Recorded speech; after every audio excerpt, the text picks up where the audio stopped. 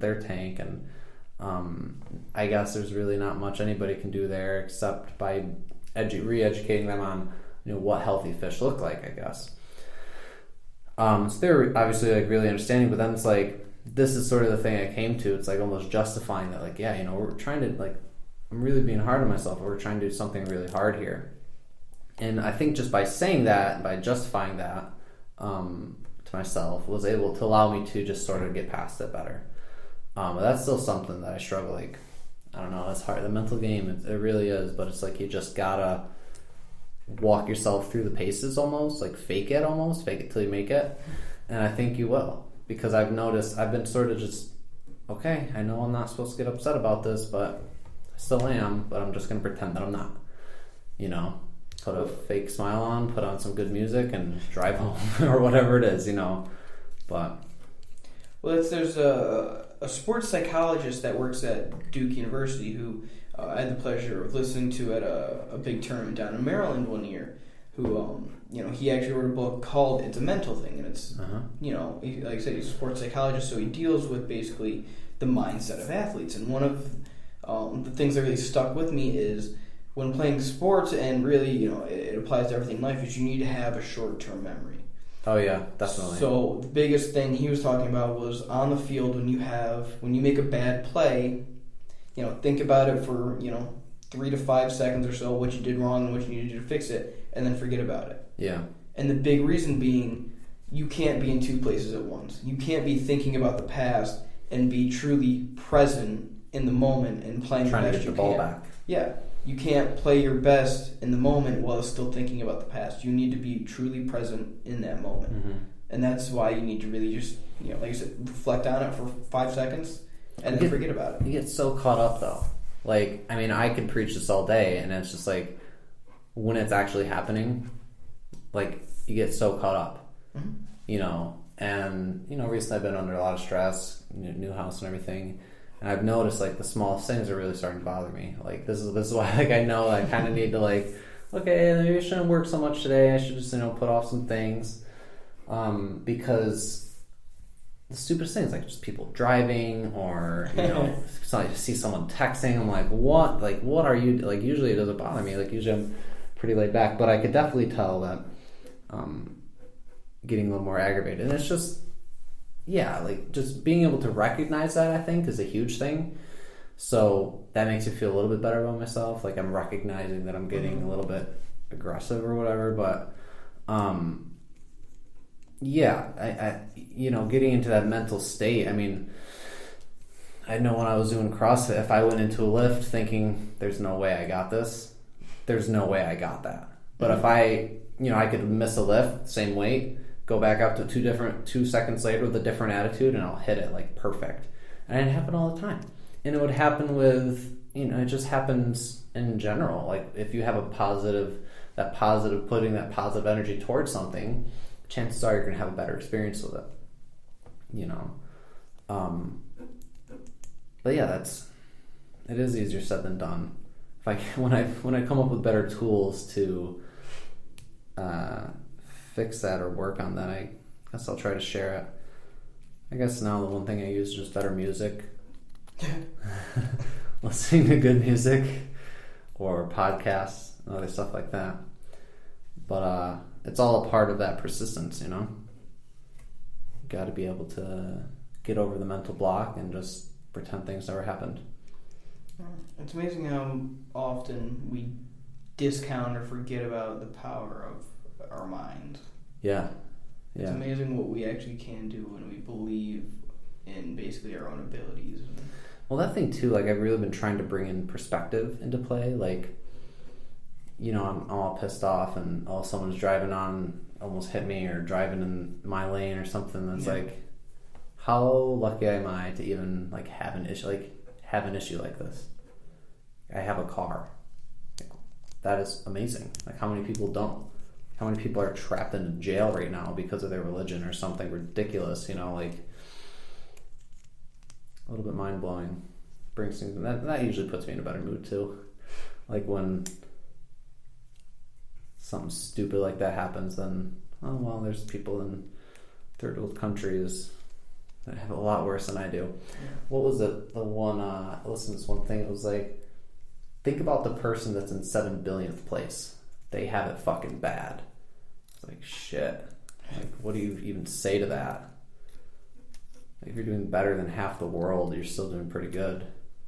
Let's see, I saw, what was it? I think it was on Pinterest, saw a post.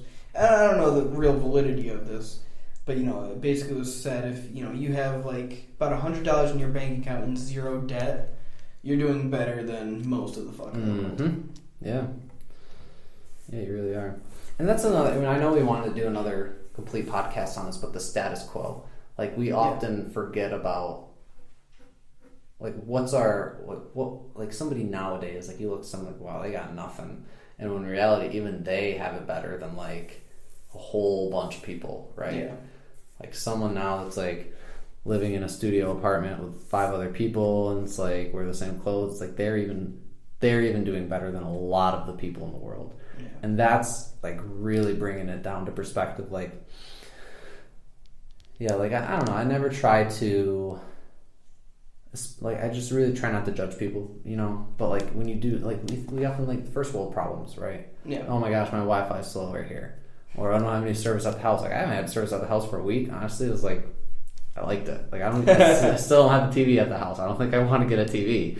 Just been a little more productive and, limited Wi-Fi, and most people I know would complain about it, but it's like, I don't know, I kind of like it. I mean, it's whatever works, I guess. But yeah. Whatever makes that person happy, But I don't know. Interesting stuff. No, the status quo is definitely something it's good to think about, because your status quo is different from half the world's.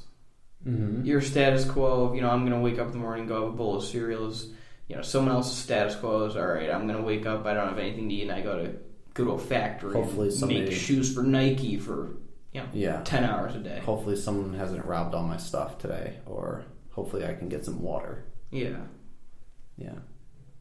Brings things into perspective. Kind of hurts. Like, your issues don't mean anything. Your issues really don't. Yeah. They really don't. When you compare them to the issues some people have, it's... Mm-hmm. Like, there's some people that would kill to have, like, be stuck in traffic. Like, seriously. It would literally kill somebody to, like, be stuck in traffic. Or to have Dunkin' Donuts get their coffee wrong. You know what I mean? But, yeah, got a little off topic there, but, like, that... And everybody has those different goals. Like, if you're going to build a business, or if you want to be the best athlete that you can, obviously requires different amounts of persistence and patience, and so on. But yeah, so the future of this podcast is going to be, and it's just really hard to do right now, but we want to get into, like, nursing homes and retirement homes, and just speak to and, I don't know, interview older people that either grew up in this area or didn't. You should get their perspective on life. Yeah, just get their perspective, get their, story. I want to make this less of, like, I don't know, like, we're young. Like, we don't have much to say about patients. I haven't really had I've been in business for 3 years, like, I don't really have... I have 3 years of persistence. Some people have 33. Like, you know what I'm saying? Like, it's nothing in comparison. I think so. Personally, I think that I will get a lot from interviewing older people. I'm sure that the people that are listening, like, it's just be an interesting story. Like, we're literally going to sit down with these people and say, hey, this is what we're doing. Tell us your life. You have about an hour, And whether we do 20-minute interviews or 30-minute interviews, I think we could, we could probably get 3 or 4 20-minute interviews in a day, depending on how much time we want to dedicate to it. But I think that'll be a much more unique thing, provide more value to people. We're sort of rambling here today, but, like, I don't know. I think that'll be much better. All types of immigrants, business owners. Well, I'm sure we'll find people from all different walks of life there. Absolutely. I'm like really looking forward to that. I think that Just like what was it like when you were 23? What were you doing when you were 23? Like, how did you dress?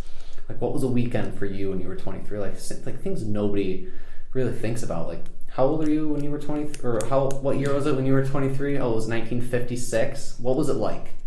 You know, and was it around here? Or was it in, I don't know, Canada, wherever you're from? So, much to look forward to in this podcast. Want to keep it more local. Yeah. Start interviewing more business owners and stuff.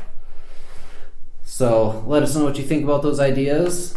Let us know some places. We'd be happy to interview your grandparents or anybody that you think's interesting, including yourself. So drop us a line. Thanks.